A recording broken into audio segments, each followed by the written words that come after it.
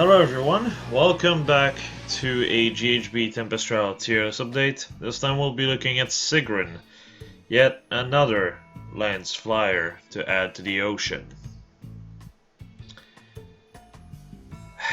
You know, it's kind of funny that they decide to take an entire month, the month of Choose Your Legend, to put a ton of GHB rerun.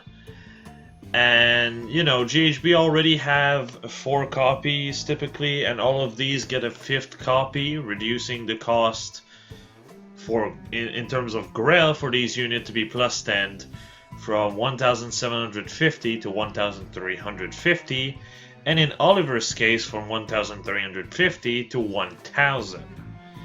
On the other hand, Tempest Trial units such as lmao Wood are still at 2,700 Grail cost. And the Tempest Trial, that could have been Choose Your Legend, because Choose Your Legend essentially doesn't really have a unit that fits here except Marth or Anna, could have been a great fit to have a rerun instead. So like, that would be a rerun of lmao Wood and 5 more characters. And that would have been great.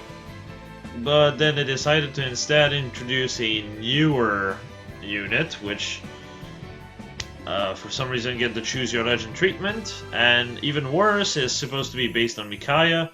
I guess the fact that Micaiah is the character with the second highest amount of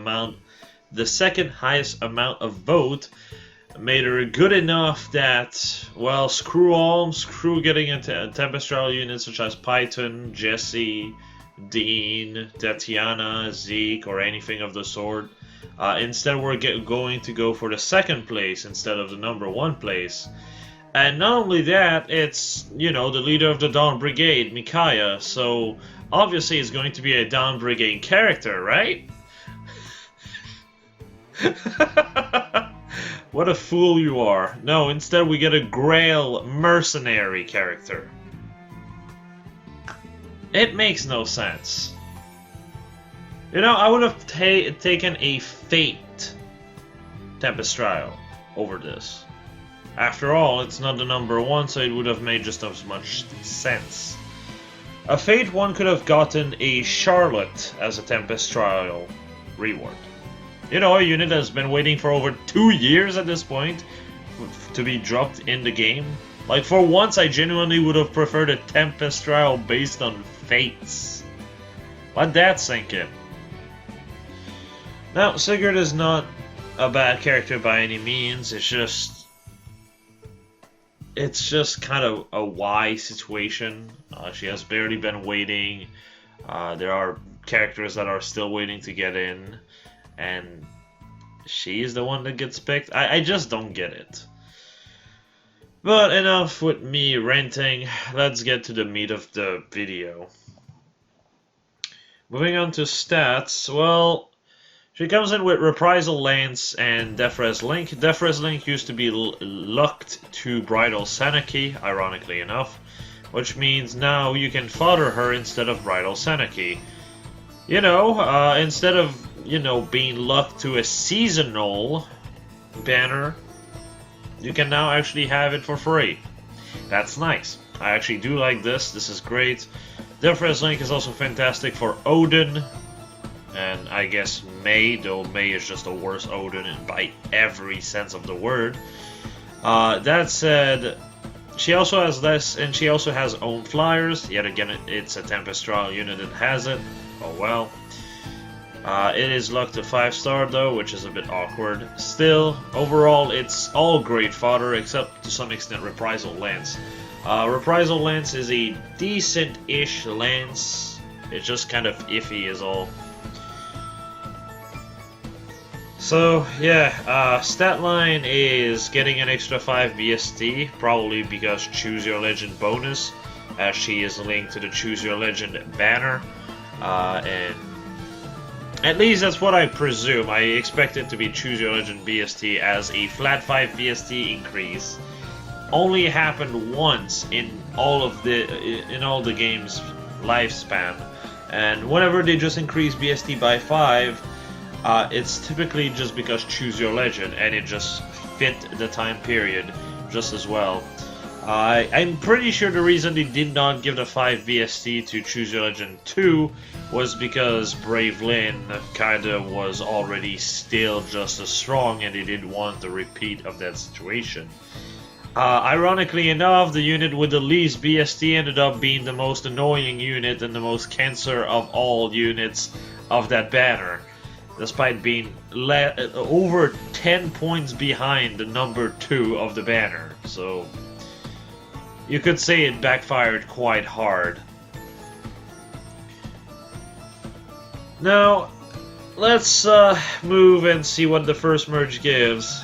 Haha, you wanted attack? What a fool you are. Here's some more res. Now, the res is not too bad, actually. It allows her to be a more consistent employer. 35 is the exact number, so you can actually even employ units such as Surtur, even if Surtur has Dragon Flowers on, which is pretty helpful, though it's kind of a one-trick thing. It is good if you want her to be a cheerleader, because, you know, you don't need a dual skill for her. She has 167 BST, and the first merge pushes that to 170, meaning that she scores the same as if she had Blue Dual Flyer from the get-go. The issue is that she's a Tempestral unit, requiring 2,700 Grail to max out.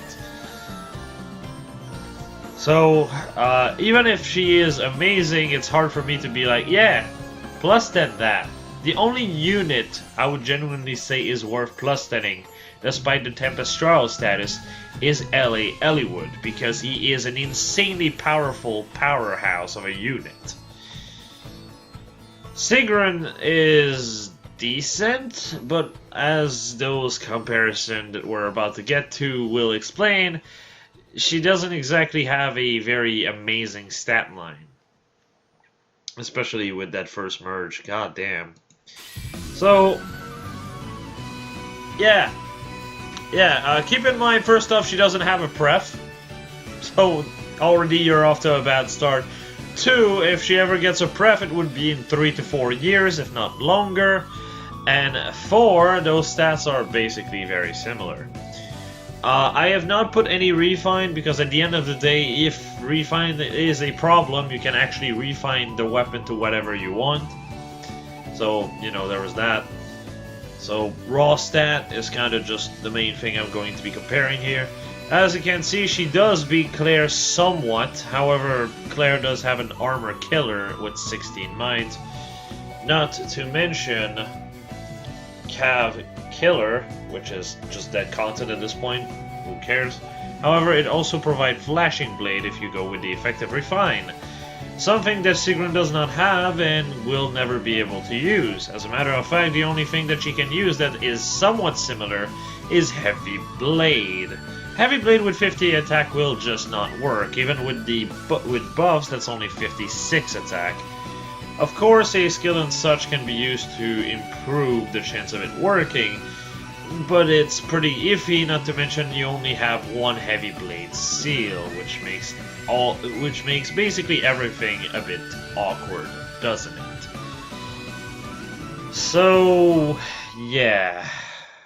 You could say that this is already awkward, but then here comes Est. Est completely shit on Sigrun for the most part. Now, I want you to realize, right, in this very screenshot, that stat line is pretty okay until you realize one thing, okay? White Wing Spear's special refine doesn't only give a brave effect and an armor killer. No. It also gives 3 across the board. In other words, she ends up with 8 more attack, 1 less speed, 1 less def, and equal res. So for 1 speed, 1 def, she gets 8 attack. Oh, and also at the cost of 4 HP because of refine on a Slaying Lance is 5 HP, and a refine in White Wing Spear is only, 3. That said, obviously Sigrun can refine to defense, and then the gap becomes 5 def, 1 speed for 8 attack. But Sigrun's main problem is that she struggles in attack, and the speed doesn't exactly matter for S, because she does hit that threshold that I keep talking about of 47 pretty easily. Flowers, own flyers, and you're already at 47. With the White Wing Spear, of course. So, yeah, you're already, you know, kind of off to a bad start, and the only thing that you end up having left that's kind of a problem is death. Sigrun is better in death, and that is a fact even that is following Claire and Est. So, the best way I can really describe it is that Sigrun is a better all-rounder, as in like a better tank in both def and res, than both of these. However, as far as attack goes, Est and Claire have her completely beaten. Be it for the fact that Claire can run Gale Force consistently, and without, you know, using a very precious seal, and Est having one of the most busted lance any lance flyer has in this game. So, yeah. It's a bit awkward already, isn't it? Still, you can definitely make her a fairly bulky unit overall. It's just, do realize that this is what you're working with. If you go with an aggressive build, Est is probably going to absolutely take your face, crushes it on the ground, and then just throw it in the dust. If not, well, I mean, even with a Slaying Lance set, if your set is meant to be aggressive, Katria can do more or less the same, except her Slaying Lance has a Brave effect. Yikes. Yeah, this is a very poor position overall for Sigrun.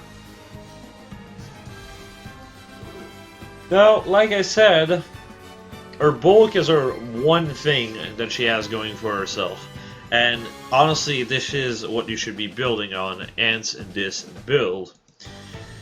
For those who have known me for a while, you know what this build is. It's literally my New Year Guntra's build. It's very similar because that's just it. Sigrun can run very similar set, just like Guntra. So this is kind of Fiora, but blue, and with a bit more stats because more BST. So you have to understand, however, like I keep saying, attack will be a problem always. You're looking at 59 attack at plus 10. 59 attack is very iffy overall. I'd say Fiora is overall better as well, because blue is a very weird color to tank with. Ophelia being blue, Reinhardt being blue. It's not too great, most armored unit being green. Yeah, blue becomes very, very awkward. Red is, in my opinion, slightly better, especially if your role is that to be a tank. I'm sorry, I'm very tired. Either way, so it's already a bit iffy as a result, though the 51 res can allow her to tank a unit such as Ophelia. That said, unless you run DC and therefore lose a lot of bulk, you won't be able to kill her. In other words, dancers will still be a problem. Now, this set is definitely more so for Arena. If you want to be using her in AR with this type of set, you can't really do that. You'd rather run DC instead of Fortress Def Res. Still, it's overall solid, and yes, this encounter does work fairly well instead of Fortress Def Res if what you feel like you're going to be fighting as way more ranged unit. Do keep in mind, however, that she is a unit without, well, or rather with a archer weakness. So in AR, she's probably not going to do great unless you run Iode's Shield. If you run Iode's Shield, you lose quite a bit of bulk and your damage suffers immensely. So this is another reason why I don't consider her to be too great in AR. Other than this, she's overall quite solid.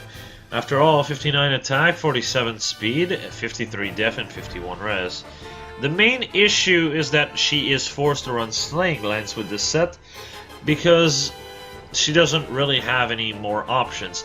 Ideally, you would want to have Heart's Blade, but for lances, which would give 3 across the board if you're next to someone, so you could combo aerobatics and attack Death Bond with it. Sadly, you can't do that. You just don't have the weapon existing at all, which does hurt her viability by quite a bit, might I add. Still, overall, I do consider the Slaying Lance set to be fairly decent. Though, like I said, due to her color, I do consider Fiora to be better overall, because Fiora will do a lot better in Arena, and also does not have competition with characters such as Est as far as the armor killer is concerned. Running Armor Smasher on Fiora is very much a good alternative, and will serve you quite well without really having a character having a niche that outright obliterates you at the use of said niche. So yeah, as a result, this is where she ends up on the tier list. As you can see, she is a tier below Fiora. As I said, it's mostly because of color. If it was only due to pure stats, or if she was an Axe Flyer, she would actually be S- for sure, because Axe Flyers has very little competition as far as mixed tank is concerned. Baruka is probably the best mixed tank user, as weird as this is to say, because she breaks the 50 def and res due to her new axe. But a unit with that type of bulk, on top of having a speed stat, is unheard of as far as Axe Flyers are concerned. So this would have been fantastic. Do keep in mind also that Cynthia has a very, very similar stat line, but Sigrun is just way better at everything that she does, basically. So if you had a plan of working on Cynthia, just don't, and work on Sigrun instead. Unless the goal is to save, you know, to save Grail, because Cynthia is a lot cheaper. 1,750 Grail versus 2,700. You are saving yourself 3 months of AR. And that's if you're in tier 21. Otherwise, you're saving more. Yeah, sorry about that. But yeah, I believe that is all I had to say about Sigrun. In conclusion, she is a fairly solid unit held back by her color, and by the fact that she has no way to really differentiate yourself from her, you know, contemporary. The fact that Katria has a brave slaying weapon, the fact that Ez has a brave armor killer, kind of just kills any kind of freedom you have as far as building aggressively or building defensively. You have to build defensively. Otherwise, you're just worse than a 3 to 4 star unit, despite taking 9 months to be plus 10. It's awkward, to say the least. And even as far as tankiness is concerned, I did not mention this, but Flora can actually get to very similar number as far as def and res are concerned. However, this is only against melee foes, so there's that. And Florina also does rely a lot on merges, unlike, well, Sigrun. Still, this is, I figured that it would still be worth mentioning overall. And as always, I hope this was informative. I'm going to be seeing you all tomorrow for the Sacred Seal tier list update, and then the day after for the summon session that happened like more than 3 weeks ago at this point. I'm so sorry it took this long. Life has been really busy and I had to play catch up with videos, so yeah, look forward to that. And as per usual, see you all later or on Discord. Have a good night, everybody.